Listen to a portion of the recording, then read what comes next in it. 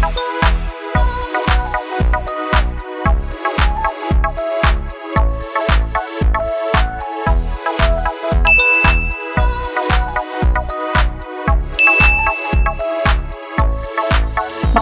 po ngayon dito sa aming location. Hello everyone, ito po si Charching ng Succulent Davao and welcome sa ating YouTube channel. And for today's video, so ayan guys, dahil maulan, makulimlim dito sa ating location ay heto yung gagawin ko ngayon. Maglalagay po ako ng toppings dito sa ating mga bagong tanim na variegated Gymnocalcium from Qingyansi.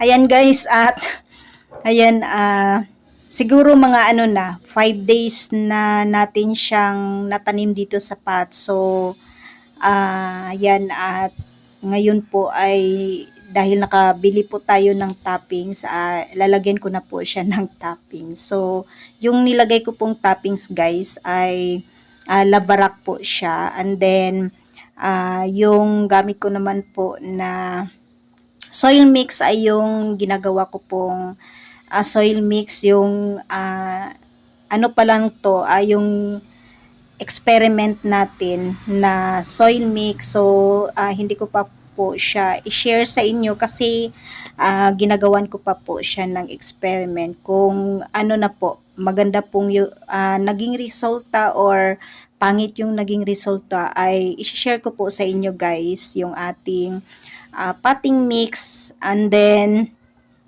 siguro mamaya after natin siyang lagyan ng toppings ay bigay na po ako ng water. Ayan, bigyan na po natin sila ng water. So hindi naman po dry yung ating halaman, pero kailangan po natin silang bigyan ng water kasi yung ano po guys, moist ay nakakatulong pong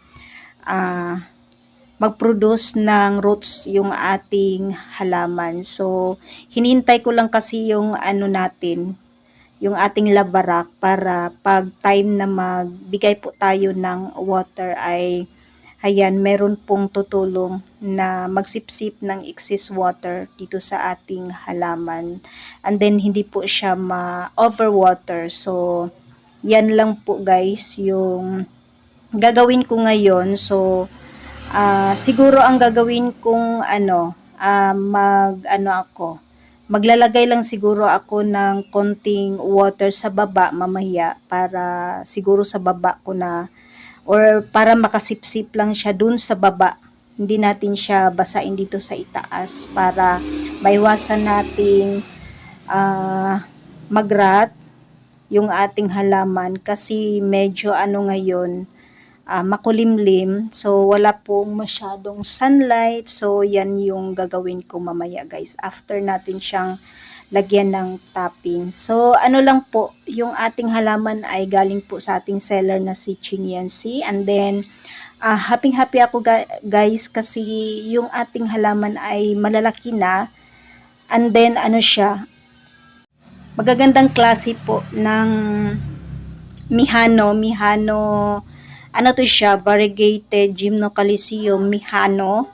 So medyo siya, yung malambot po yung ating cactus. So kailangan ingat-ingat po tayo sa pagbibigay ng water dito kasi siya guys, malambot siya. And then pag naman po naitanim na natin yung ating halaman ay gaganda po at titigas po yung ating cactus. So naging lang siya, malambot kasi dehydrated po yung ating halaman. So heto guys, natuwa ako dito kasi siya, floppy. Ayan, first time kong, siguro parang first time natin nagkaroon ng ganitong variety ng cactus. Pero tingnan natin kasi yung iba hindi pa po masyadong lumabas yung kanyang cotton ata yan guys. So ayan, at meron na tayong sure na floppy na cactus. So ayan, at medyo konting na lang kimbot na lang at matapos na nating lagyan ng toppings itong ating halaman. Sobrang ganda po kasi guys ng ng ating mga halaman pag nilagyan po natin sila ng kahit anong klaseng bato-bato guys.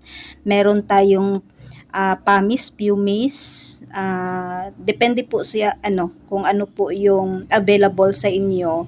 So pwede po siya. So akin naman po ay gusto ko labara kasi siya nalalaman natin if basa pa po yung soil kasi sinisip-sip nga ng labarak yung excess water sa ating soil. So ayan, at tapos na po tayong maglagay ng toppings dito sa ating mga variegated Gymnocalcium. At bago po tayo mag-end guys, ay gusto ko munang magpasalamat sa inyong lahat sa patuloy nyo pong suporta dito sa ating YouTube channel. At sa mga bago nating subscribers, maraming salamat po sa inyong suporta. At sa mga mga bago nating kaibigan, maraming salamat po sa inyong pagsubaybay at pagsuporta dito sa ating YouTube channel. So ayan guys, at kung kayo ay hindi pa po nakapag-subscribe at kung gustong-gusto niyo po ang ganitong topic, please do subscribe sa ating YouTube channel at paki-like and share na din po, and don't forget to hit the notification bell para updated po kayo sa bawat upload nating video. So ngayon po guys ay naglalagay na po ako ng water. So tubig ulan po yung binibigay ko po sa ating halaman. So ganyan lang po yung gagawin ko muna para hindi po mabasa yung ating cactus. So hayaan lang po natin siyang makasipsip ng water dyan sa ibaba. So okay lang yan guys, konting water muna kasi wala pa silang roots. So hintayin natin mag-stable po. Siguro mga ilang araw or weeks ay meron na po yung roots. Kasi mas maganda kasi guys pag galing talaga dun sa ibaba yung tubig.